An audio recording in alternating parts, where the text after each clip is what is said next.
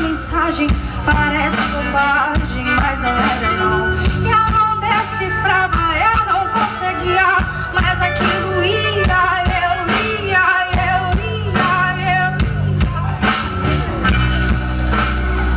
Eu me perguntava,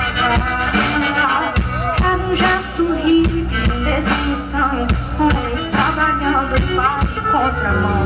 E era uma alegria, era esperança, era dança, dança, oh não, oh não, oh não, oh não, oh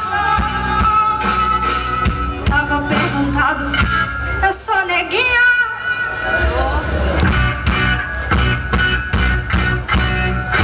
Eu sou neguinha.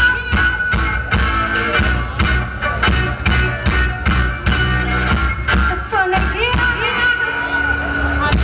Tava encostada completamente, um crente, uma lente, era uma visão totalmente terceiro sexo, totalmente terceiro mundo, terceiro milênio, carne nua, nua, nua, nua, nua, nua, nua, nua.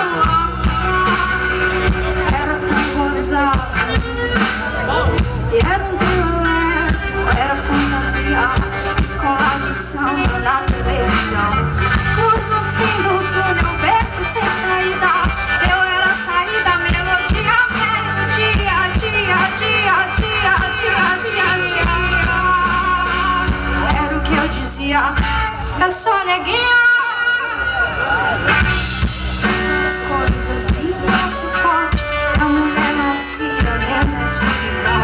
Vira o que é visível, via o que não via, e o que a poesia, a profecia não vem, mas vem, vem, vem, vem, vem. É o que parecia, que as coisas conversam, coisas surpreendentes fatalmente erram, acham solução.